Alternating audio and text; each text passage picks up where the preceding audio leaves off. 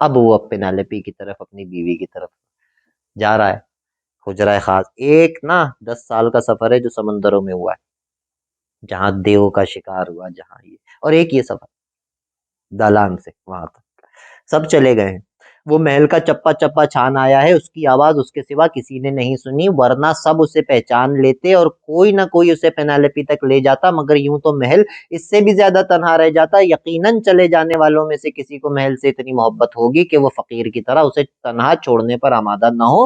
اور ان میں سے کوئی یہیں کہیں منتظر ہو، گھر ہو، مگر انتظار کے دروازے پر کوئی بہت دیوس قسم کا تالا پڑا ہے اور تالے پر لکھا ہے شک۔ تالا توڑا جا سکتا ہے، چابی مانگی جا سکتی ہے، دیوار پھلانگی جا سکتی ہے، مگر فقیر کے گھٹنے ایک ایسی بلا چاٹ گئی ہے جو نام لینے سے کروڑوں خربوں کی تعداد میں پیدا ہونے لگتی ہے، اور اپنی کھردری زبان سے نام لینے اور سننے والوں کی کوہنیاں اور گھٹنوں سے روغن چاٹنے لگتی ہے، اور جب چاٹنے کو کچھ نہیں بچتا تو حجرہ خاص میں انتظار کرتی ہے۔ بلا فقیر کی منتظر ہے، انتظار کی گھڑیاں ختم ہونے کو ہیں، دیوار پر دروازے پر تالا ہے، دیوار کی اونچائی سے فقیر ہار نہیں ماننے والا ہے، فقیر دوبارہ رینگ رہا ہے، چٹ سے وہ جس فرش پر گرا ہے وہ اتنا چمکدار ہے کہ ستاروں بھرے آسمان کی عکاسی کر رہا ہے، بادل پیٹ کے نیچے سے گزر رہے ہیں اور گدگدی بھی نہیں کر رہے ہیں، اونچائی سے گرنے پر